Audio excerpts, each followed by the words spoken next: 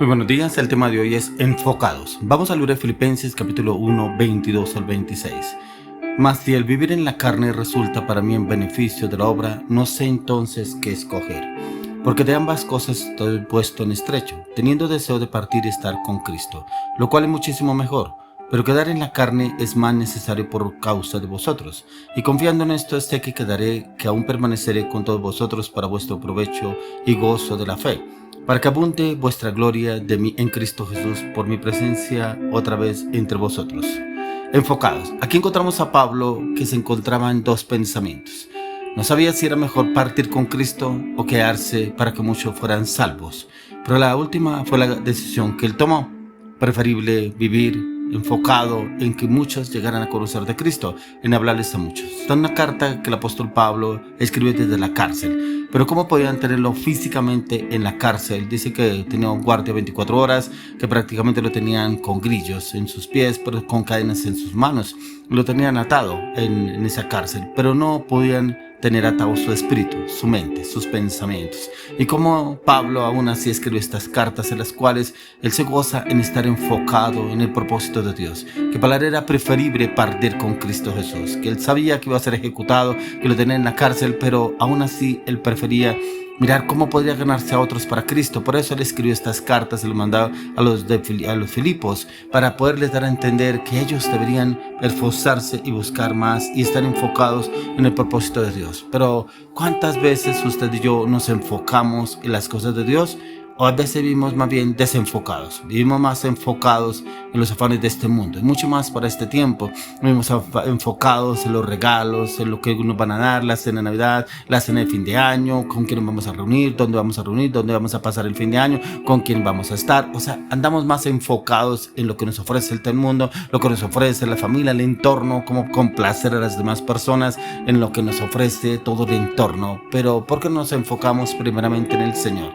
Si usted y yo nos enfocamos en el Señor, todas las cosas nos van a salir a la perfección. Pero si nos enfocamos más en el mundo, tendremos inconvenientes, circunstancias adversas, problemas, dificultades económicas, muchas circunstancias que se nos podrán presentar. ¿Por qué? Porque como usted y yo no estamos enfocados en Dios, y si no andamos más enfocados en cómo complacer a mi esposa, cómo complacer a mi esposo, cómo complacer a mis hijos, cómo complacerme yo mismo. Yo me merezco un descanso, me merezco un viaje, me merezco unas vacaciones, y muchos, yo no estoy diciendo que no lo merezca, sí, pero no se merece unas vacaciones espirituales. ¿Por qué? Porque quien se merece unas vacaciones espirituales después no sabe si volverá, porque se quedan las vacaciones espirituales y después a algunos les es más difícil volver nuevamente a retomar la vida en Cristo Jesús. Por eso es tan importante que en este tiempo usted y yo estemos enfocados en la palabra, en el ayuno, el clamor, la intercesión, la meditación en el estudio de la palabra, buscar el conocimiento del Señor, buscar la revelación, buscar el entendimiento, que el Señor nos guíe, nos oriente, nos direccione en todo momento, en todo lugar. Yo no le puedo decir a usted que no se desenfoque en las cosas de Dios, porque es una decisión muy personal en la cual usted puede tomar sus propias decisiones. Puede decir, me voy a pasear, me voy a ir a tal lado. Claro, usted lo puede hacer. La palabra de Dios dice que Él nos da libre albedrío, pero después no vengamos a decirle al Señor, por mi causa, mi libre albedrío, me pasó esto y esto. O no podremos decirle a Dios, pero ¿por qué Dios permitió esto o lo otro? No, porque el Señor dio libre albedrío y usted hizo lo que usted quiso, y después no venga como muchos a darle quejas a Dios porque Dios permitió esto, pero yo es que tanto busco de Dios, pero yo tanto que dependo de Dios. Así muchas personas dicen. Pero preguntemos, ¿qué leyó hoy? ¿Oró hoy? ¿Leyó la palabra hoy? ¿Qué palabra le dio Dios hoy para usted? ¿Se levantó temprano a orar? No, los afanes, ¿a qué horas? Pero es que me acosté bien tarde, me levanto bien temprano, es que no me queda tiempo. Pues claro, porque andamos más enfocados en los placeres de este mundo, lo que nos ofrece este mundo, que las cosas de Dios. Pablo no estaba así.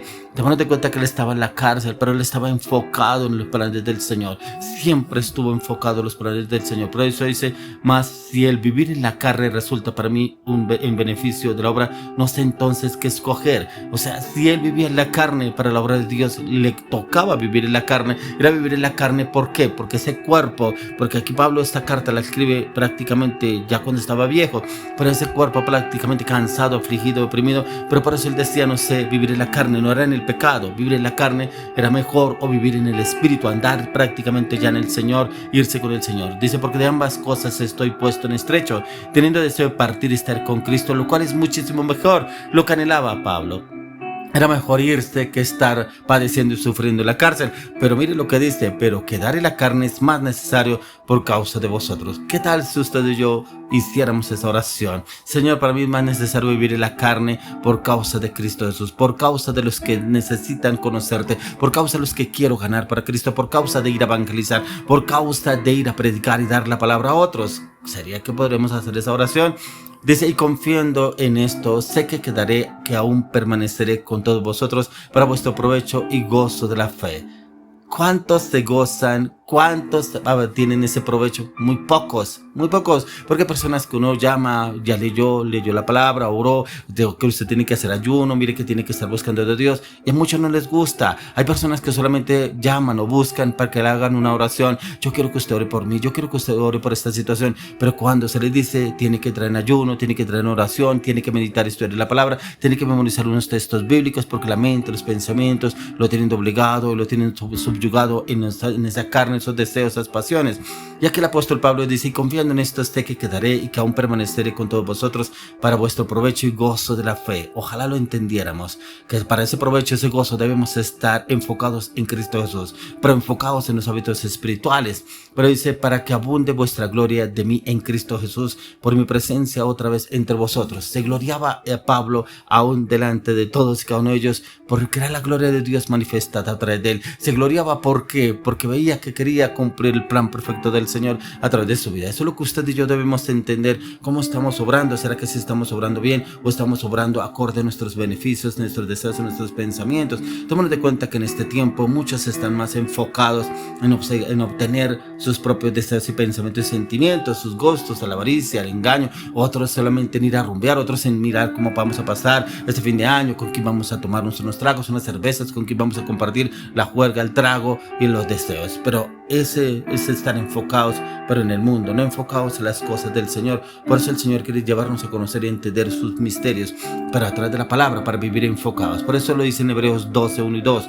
Dice, por tanto nosotros también, teniendo en derredor nuestro tan grande nube de testigos, despojémonos de todo peso y del pecado que nos asedia y corramos con paciencia la carrera que tenemos por delante, puesto los ojos en Jesús, el autor y consumador de la fe, el cual por el gozo puesto delante de él sufrió la cruz, menospreciando el oprobio, que se sentó a la diestra del trono de Dios. Mire que aquí el autor del libro de Hebreos nos habla cuántos tenemos usted alrededor. Mirando, dice acá, el derredor tan grande nube de testigos. En este tiempo, ¿cuántos pondrán la mirada en usted?